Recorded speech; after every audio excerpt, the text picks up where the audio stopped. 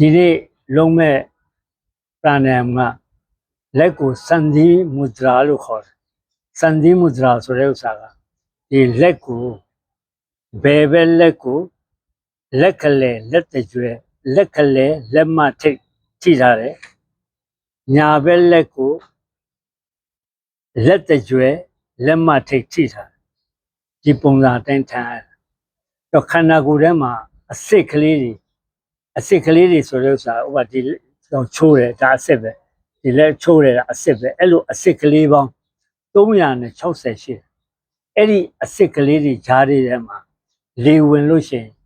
လေခိုလို့ရှိရင်အစစ်မြက်ကြိုက်တာနာတာဖြစ်မှာအဲ့တော့အဲ့ဒီအစစ်မြက်ကြိုက်တဲ့နာတဲ့ဟာအတွက်လုတ်တဲ့ပန်းတယ်ဒီဘယ်ဘက်လက်ကိုလက်ကလေးထိတ်လက်မထိတ်ထိထားတယ်ညာဘက်လက်ကိုလက်တကြွယ်ထိတ်လက်မထိတ်ထိထားတယ်ထိုင်တာထိုင်ပြီးတော့နှာခေါင်းကနေပြီးတော့သူကလေကိုရှူမှာ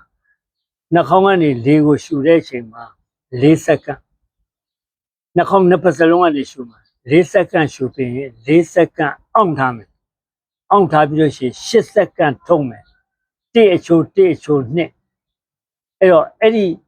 စပြီးတော့လုပ်တဲ့အချိန်မှာ1အချိုး2အချိုး2အဲ့ဒီဥစ္စာကိုဒီရက်တစ်ပတ်လောက်လုပ်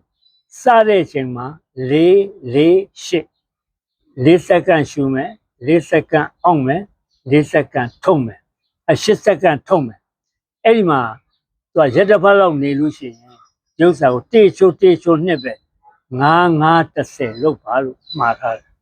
အဲ့9-10ဆိုတာ1ချိုး1ချိုး2ပဲအဲ့ဒီဥစ္စာကိုကျွမ်းကျင်သွားလို့ရှိရင်ကျွမ်းကျင်သွားပြီဆိုတဲ့ဥစ္စာဒါနေတိုင်းလုံနေမှနော်ကြာမှဒီကောင်ကကျွမ်းကျင်မယ်နော်ကျွမ်းကျင်မှုဆိုတာလွယ်တဲ့ကိစ္စတော့မဟုတ်ဘူးနော်အကယ်ကျွမ်းကျင်သွားပြီဆိုရင်တဲ့1ချိုး1ချိုး2ပဲ